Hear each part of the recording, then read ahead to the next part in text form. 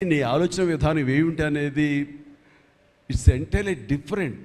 25 సంవత్సరాల పాటు నువ్వు అనుకున్న విధంగా, నువ్వు అనుకున్న క్యారెక్టర్స్ తోటి, నువ్వు అనుకున్న కంటెంట్ తోటి 10 సినిమాల కంటే ఎక్కువ చేయకపోయినా సరే ఒక్కొక్కటి ఒక ఆణిముత్యంలాగా చేసుకుంటూ ప్రజల గుండెలో, ప్రేక్షకుల గుండెలో ఒక సుస్థిరమైన స్థానం ఏర్పరచుకున్నావు.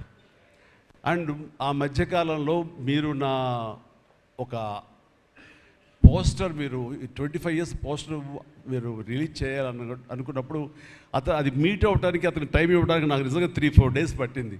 అంత పంతం, అంత పట్టింపు ఏంటి నేనంటే, సార్ మీకు గుర్తుందో లేదో, మీ 88లో మీ సినిమా స్టేట్ రౌడీ షూటింగ్ ఈ రోడ్ల మీద జరుగుతున్నప్పుడు నేను ఫస్ట్ టైం మిమ్మల్ని చూశాను. నేను ప్రేమించే మనిషి నా ఎదురుగా ఉన్నాడు, కలిస్తే బాగుండు అనుకుంటే పోలీసులు ఎవరు రాని పరిస్థితి. కానీ మీరు ఎందుకు నన్ను చూసి ఇటు రాని పిలిచారు, నన్ను ఒక్కడనే పిలిచారు, నేనే మీ దగ్గరికి వచ్చాను.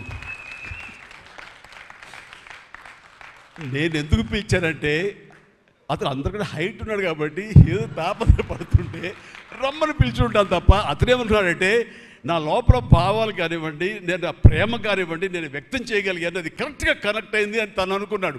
బట్ ఏమనుకున్నా సరే, వచ్చిన తర్వాత నన్ను మీట్ అయిన క్షణం ముందు వరకు భవిష్యత్తులో ఏం చేయాలో తెలియదు, ఎడ్యుకేషన్ ఉంది కాబట్టి ఎటు వెళ్ళాలో తెలియనటువంటి 17-18 ఇయర్స్ ఉంటాయి అప్పుడు అతనికి.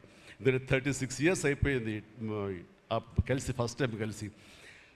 ఆ క్షణాన నన్ను చూడగానే, నాతోటి కూర్చోగానే, నాతో మాట్లాడగానే, నేను నా షేక్ హ్యాండ్ తీసుకోగానే ఆ క్షణం డిసైడ్ అయిపోయింది. యాంబిగ్యూటీ, డౌట్ లేదు, ఖచ్చితంగా నేను సినిమా ఇండస్ట్రీలో సెటిల్ అవ్వాలని ఆ రోజు నిర్ణయించుకొని తను చెప్పడం అన్నది నాకు ఎనలేని సంతోషంగా ఉంది. నేను గర్వించే, నన్ను ప్రేమించే మనిషి, నన్ను అభిమానించే మనిషి ఈ రోజున ఈ స్థాయిలో ఉండి ఇంతమంది చేత ప్రశంసలు పొందుతున్నాడంటే కనుక హ్యాట్స్ ఆఫ్.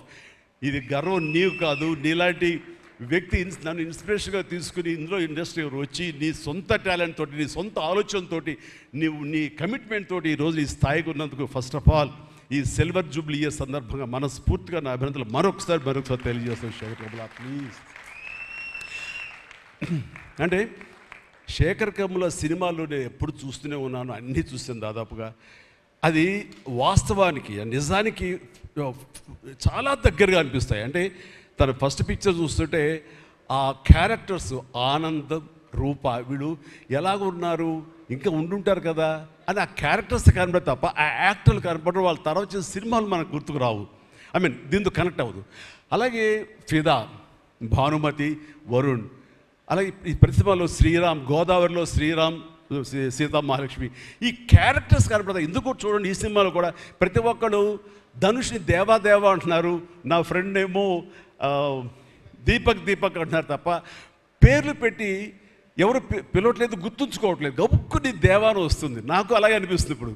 అంటే క్యారెక్టర్ని అంతగా ప్రొజెక్ట్ చేస్తారు. ఇంతకంటే బెస్ట్ ఎగ్జాంపుల్ లేదు. ఎప్పుడో చూసి సినిమాలకి ఆ క్యారెక్టర్స్ పేరు, నా సినిమాలో నా క్యారెక్టర్స్ నాకు పేరు గుర్తుండవు నాకు. అలాంటిది తన సినిమాలో క్యారెక్టర్స్ ఇప్పటికీ గుర్తున్నాయి నాకు. రూప అనే పేరు ఎందుకు గుర్తుందంటే, అందులో తండ్రి పాత్ర మెంటల్గా రిటార్టెడ్, రూపాన్ని పిలుస్తాడు. ఆనంద్ అఫ్కోర్స్ హీరో పేరు, అది గుర్తుండిపోయింది. అట్లాగే వరుణ్ సినిమాలో ఫిదాలో భానుమతి సెపరేట్ కేజ్ అంటుంది కదా ఒక డైలాగు, సెపరేట్ పీస్ ఏదో అంటుంది, అలాగే హైబ్రిడ్ పిల్లలు అంటుంది.